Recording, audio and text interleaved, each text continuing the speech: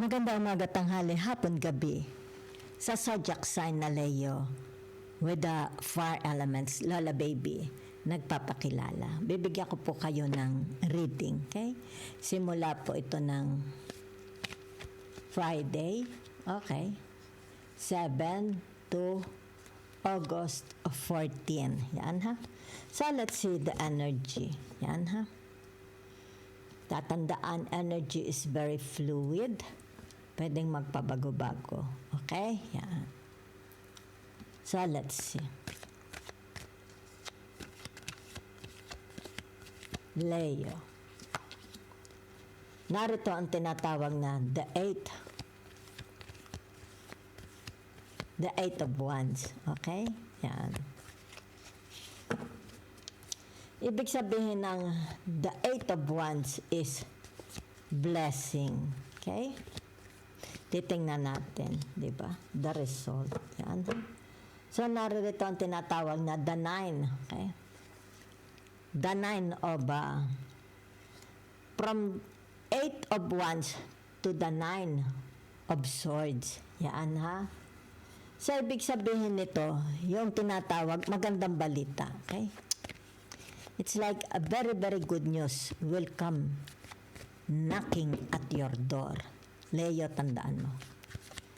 Okay? Napakagandang balita. I'm so lonely. Ano ga ito? The Four of Wands. Di ba? So, ibig sabihin ng the Four of Wands, ito yung tinatawag na yan. Okay? Announce mo na. Di ba? Whatever is this.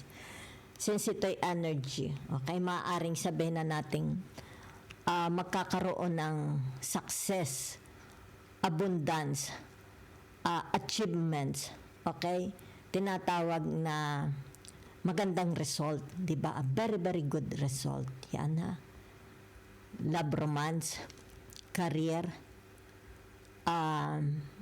investment, work, di ba? Health, kasama na. Children, studies, di ba? Maaari ito'y sa university, di ba? Maaari ito'y PhD. Okay, so ibig sabihin nito na kasama na rin dito ang tinatawag na okay? Halimbawa'y gusot, okay? With your siblings, friends, di ba? Yan. Kaso, kung may mga kaso, kasama na rito ang tinatawag na immigration, migration, a visa, di ba? O ano pa? Schools, di ba? Ano pa? Work, di ba? Yan. Neighbors, society, di ba? Maaring ito'y may kinalaman sa tinatawag na halimbawa partnership, di ba? Yan. Group of people, yan ha. Kaya nga narito ang tinatawag na the four of wands. Okay? Ibig sabihin nito, tinatawag na you will receive a message. You will receive a letter. You will receive, it's like tinatawag priority email, priority mail. Okay? Yan, priority mail. Now, let's see. Okay? Napakaganda pong balita. Okay? La la la la la la la la la la la la la la la. From your mother.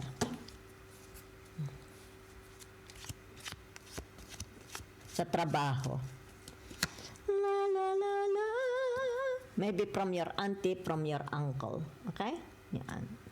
So, naririto ang tinatawag na the queen. The queen of cups, di ba? Maybe your mother, your aunties, they are praying hard for you. Okay? Yan.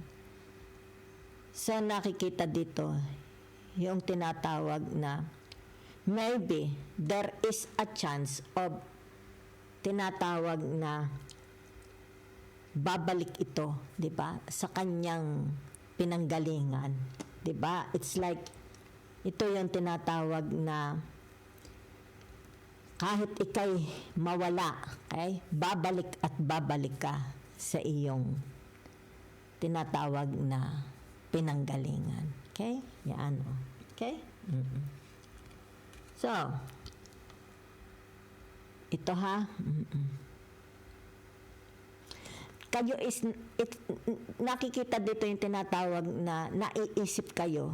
Halimbawa ng nanay nyo, o kay mga tiyahin, o kay mga kapatid. Diba? Yan, namimiss nyo, o kayo ang namimiss. Diba? Yan. Ito yung tinatawag, alaalang nagbabalik sa aking buhay. Yan, sa aking alaala. Nagbabalik. Okay? Maybe ito yung tinatawag na maaring namimiss mo, di ba? Back home. Okay? So, meron ditong tinatawag na, yan, no? Di ba? Ano ito? Argent. Ano? Meron itong number 27. Okay? Yan. So, ibig sabihin nito, tinatawag na, it's like a relationship sa trabaho. Lupa, ari-arian, di ba? So, maring meron kayong i-utilize, di ba? Yan. Sandalit natawag yung kapatid ko. Sandali. Sandali lang, ha? Sandali.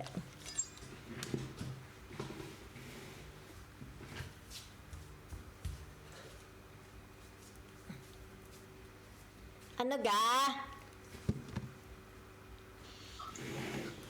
Minek. Okay. Ay, sende marami ang kaunti ha. Ako lang ay live ha. Salamat. Hipag ko. Maaring meron kayong i-utilize. Diba? Halimbawa, kalupaan, kabukiran, negosyo. Dahil ito'y retrograde ha. Ito yung tinatawag magre-retrograde. Baka kayo may naaalaala. Diba? Gusto ninyong buhayan from the past. Yan ha, maaring ito yung tinatawag na kasanayan nyo na. Alam nyo na ito, di ba? Kumbaga dito yung tinatawag na ito'y dati ng maaring family business, di ba? Yan, bubuhayin. Yan ha. So narito ang tinatawag number 28. Okay? Yan. So ibig sabihin nitong 28 na ito, it's like, teka muna ha. Kayo isa, narito ang tinatawag na sino ito sa buhay ninyo, 'di ba? Yan. Ito tinutulungan nyo. May mga tinutulungan kayo. Nakikita ko ha. Yan. Tinutulungan nyo. Mahal na mahal kayo ng taong ito, okay? Yan. So ibig sabihin ito'y soulmate mo, 'di ba? Pero may alaga siyang hayop, 'di ba? Yan. Okay, soulmate. Siguro lagi mo ito nakakausap. Yan ha? Okay.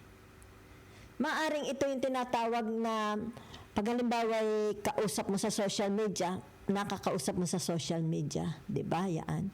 Pero nakikita dito yung tinatawag na maaring nagpapadala ka sa kanya or siya ang nagpapadala sa iyo. Diba? Yan.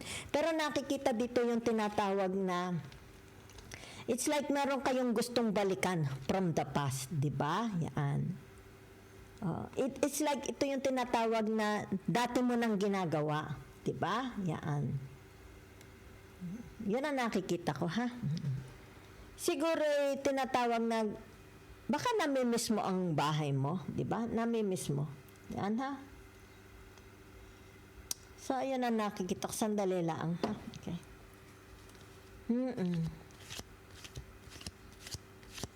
Namimiss mo. Sino na? Namimiss, it's like namimiss mo ito. Diba? Yan. Namimiss ka rin niya. Diba? Malapit to sa puso nyo. Okay? So, kung ano man ito, it's like meron kayong gustong buhayin. Okay? Yan. Hanap buhay, trabaho, diba? O baka naman babalik na kayo sa pagtatrabaho. Baka kayo napahinto sa pagtatrabaho, babalik na uli kayo. Diba? So, let's see. So, meron itong tinatawag na number 36. Okay? Yan. So, ibig sabihin nito, yung okay. Oo. It's about tinatawag na gusto ninyong, it's like gusto mong sumugal, di ba? May iniisip kayo, di ba? Yan, no? Dito kasi, yan ha. May iniisip kayo, yan.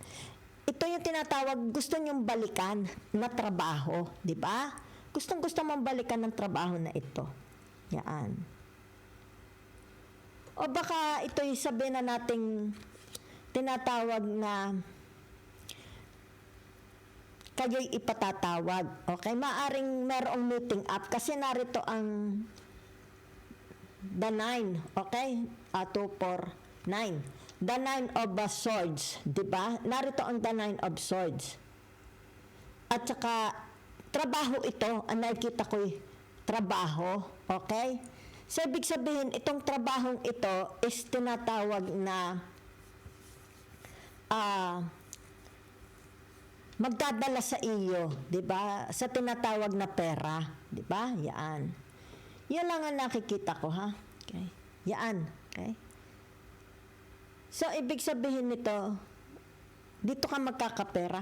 Maaring may babalikan lang kayong trabaho, 'di ba? Yan.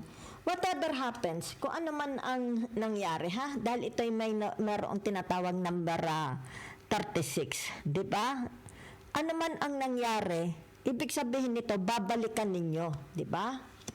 Babalikan. Ito kasi yung tinatawag na, it's like ito ang nagpapawi. Di ba kita mo false? Di ba? It's like pag sinabi mong false non-stop. Ito ang nagdadala sa iyo ng ginhawa. Ito ang nagdadala ng pagkain sa lamesa. Ito ang nagdadala kung bakit kayo is nakakabayad ng mga utang, 'di ba? Nakakabayad kayo kung narenta kayo ng bahay, ng papaaral ng anak. Ito it's like ito yung tinatawag your fountain ng iyong pera, 'di ba? Doon sumasalo ka, 'di ba? So nakikita dito yung tinatawag na